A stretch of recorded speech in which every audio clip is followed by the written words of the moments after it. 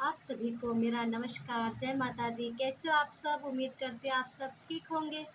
तो चलिए आज फिर मैं एक कहानी सुनाती हूँ आपको।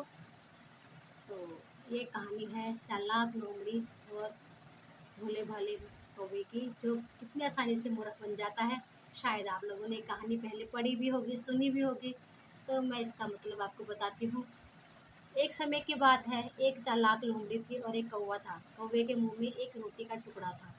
लोमड़ी उसको जो रोटी के टुकड़े को पाना चाहती थी, तो उसने पता अपनी चालाकी से क्या कहा। उसने कौवे को कहा, कौवा कौवा, तुम गाना बहुत अच्छा गाते हो, तुम्हारी आवाज़ बहुत मीठी है, तो चलो एक गाना सुनाओ। कौवा ने अपनी तारीफ सुनी, वो उसके जाल में फंस गया, मूर्ख बन गया। उसने जैसे ही गाना सुनाने के लिए अपना मुंह खोला, वो रोटी का टुकड़ा जो है ज़मीन पे गिर गया और चालाक लोमड़ी उस रोटी के टुकड़े को उठाकर चली गई। वो बेचारा कौवा मूर्ख बन गया और वो देखता ही रह गया। इस कहानी से हमें यह सीख मिलती है, हमें क्या, मुझे भी बहुत ये सीख मिली है कि किस तरह जो लोग आपके मुंह पे मीठा बोलते हैं, पीछे से छुरी वार करते हैं, उनसे सावधान हो जाइए। क्योंकि जो भी इंसान आपके मुंह पे तारीफ कर रहा है, समझो उसके दिल में कोई ना कोई चोर है। क्योंकि मेरे साथ ऐसा हो चुका है।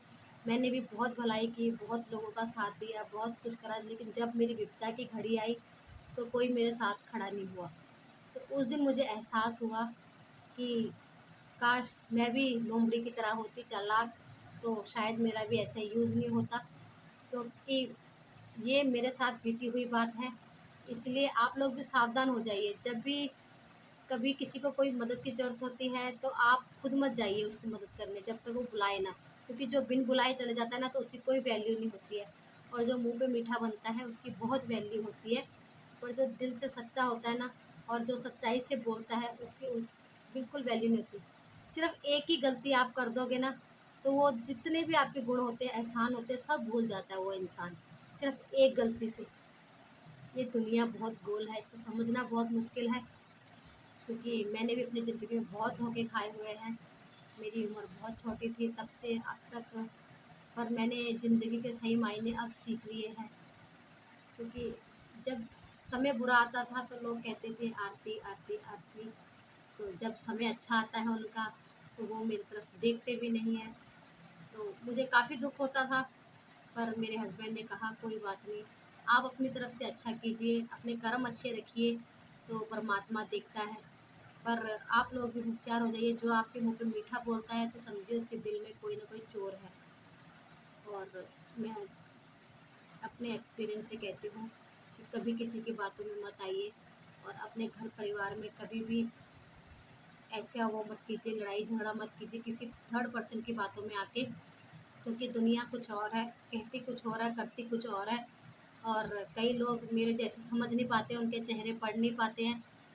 तो इसलिए आप लोग भी सावधान रहिए और अपने घर परिवार पे ही खुश रहिए। क्योंकि अपने जीवन साथी से बढ़ के, अपने परिवार से बढ़ के कोई बड़ा नहीं है। कई आजकल मैंने देखा है, कहानियाँ सुनी है कि सास बहू, ननद भाभी, ये सब मतलब ऐसा होता है कि एक दूसरे की निंदा चुगली करते हैं। लेकिन मैं आप सबसे एक रिक्वेस्ट करना चाहती हूँ कि ऐसा मत कीजिए। क्योंकि अगर आज आप किसी को कोई बात बोल रहे हैं, तो इसके इसके साथ ये भी याद रखिए कि जिस इंसान को आप वो बात बोल रहे हैं, वह इंसान उस घड़ी वो बात सुनेगा, उसका मज़ा लेगा, पर आपको कोई सॉल्यूशन नहीं देगा, आपको सलाह नहीं देगा कि नहीं तुझे ऐसा नहीं करना चाहिए। 2 बातें मिला के उनके खिलाफ ही बोलेगा। पर इन केस इन फ्यूचर अगर आपको कोई प्रॉब्लम आती है, दिक्कत आती है, तो वो आदमी आपके साथ खड़ा नहीं होगा। आपके साथ अगर कोई खड़ा होगा तो आपका परिवार, अपना परिवार खड़ा होगा।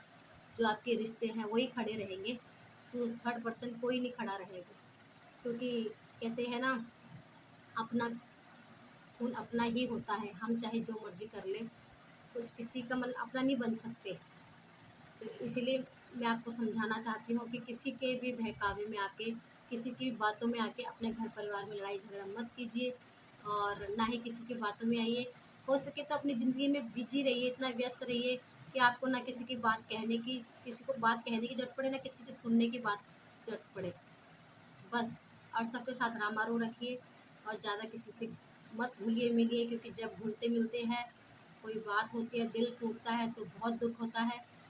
तो क्योंकि मेरे साथ सब हो चुका है, इसलिए अब मैं जो है ऐसे बिजी रहती हूँ और अपने उसमें मस्त रहते हो। तो व्यस्त रहिए और मस्त रहिए। इसी के साथ अगर आपको मेरी ये बात पसंद आए तो इसे लाइक कीजिए, शेयर कीजिए और मेरे चैनल को सब्सक्राइब करना मत भूलिए। अगर कोई मैंने गलत बात बोली है तो प्लीज़ मुझे कमेंट बॉक्स में ज़रूर बताइए। मिलते हैं अगली वीडियो में।